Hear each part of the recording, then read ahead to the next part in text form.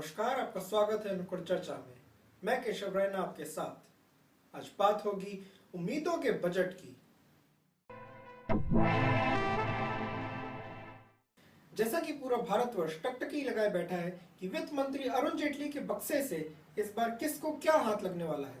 उम्मीदें लगाई जा रही थी कि मोदी सरकार के इस बजट से अच्छे दिन आएंगे, और आज सुबह पूर्व मंत्री और लोकसभा सांसद श्री ई अहमद जी का निधन हो गया, जिन्हें श्रद्धांजलि देने प्रधानमंत्री भी पहुंचे। तो वहीं ऑपोजिशन की तमाम कोशिशों के बावजूद एडजर्नमेंट मोशन को खारिज करते हुए बजट पेश किया गया। इस बार इस बजट में तमाम ऐसी चीजें देखने को मिली जो इससे पहले नहीं देखी गई। रेल बजट का विलय यूनियन बजट में होना एक बड़ा कदम था। साथ ही बजट का 1 तारीख को आना खुद में ही एक अलग बात है, क्योंकि इससे पहले कभी भी बजट महीने की शुरुआत में नहीं लाया गया। आज के एक बजट में माइक्रो सिंचाई केंद्र के लिए शुरुआती 5,000 करोड़ रुपए का फंड दिया जाएगा, और साथ ही डेयरी उद्योग को बढ़ावा देने के लिए नाबार्ड के जरिए 8,000 करोड़ रुपए दिए जाएंगे। दूध पैदावार के लिए 300 करोड़ का प्रावधान दिया जाएगा। बजट में 3 से 5 लाख तक के स्लैब में टैक्स दर 10% से घटाकर 5% कर दी गई है। साथ ही 50 लाख से 1 करोड़ तक के स्लैब में सरचार्ज 15% कर दिया गया है। और अगर हम बात करें मंत्रालयों की, तो रक्षा मंत्रालय की झोली में 2,74,000 करोड़ रुपए आए। मनरेगा को 48,000 करोड़ देने की बात की गई, और साथ ही मनरेगा का विकास करने के लिए अंतरिक्ष विज्ञान की मदद ली जाएगी।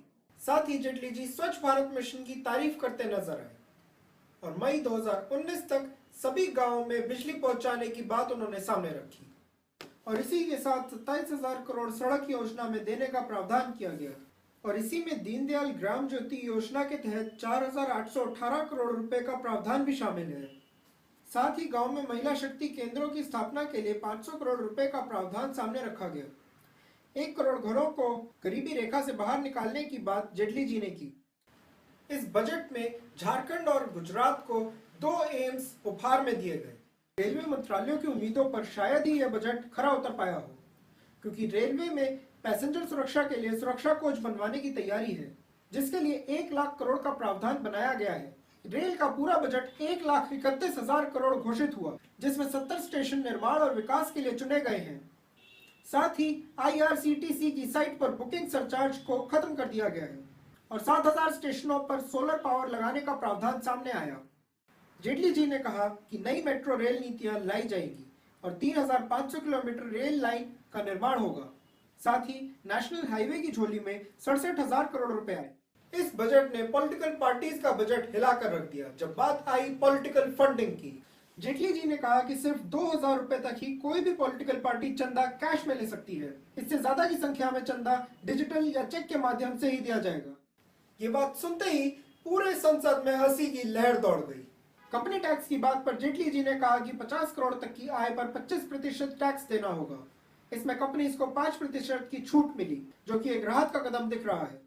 और साथ ही चंडीगढ़ और हरियाणा के 8 जिलों को केरोसिन मुक्त घोषित कर दिया गया।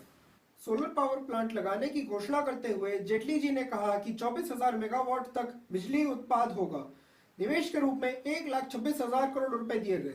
इस बात से अंदाजा लगाया जा सकता है कि जिस पेरिस एग्रीमेंट को सफल बनाने में भारत पीछे छूट गया था, अब उसके लिए सक्रिय रूप से कार्य कर रहा है। इसी के साथ भारत का बजट 21,47,000 करोड़ रुपए घोषित हुआ। इस बजट को देखते हुए वर्ष 2017-18 में 0.3 से 0.9% की बढ़ोतरी जीडीपी में होने का अनुमान लगाया जा सकता है। कहीं ना कहीं यह बजट एक पूर्ण बजट के रूप में सामने नहीं आया। अनुमान लगाया जा सकता है कि आने वाले इलेक्शन का असर इस बजट पर पड़ा है, और अधिकतम नई योजनाएं सुनने को नहीं मिली। उम्मीद करते हैं ये बजट जनता की उम्मीदों पर खरा उतर सके। आज के लिए इतना ही। हमें दीजिए इजाजत। नमस्कार।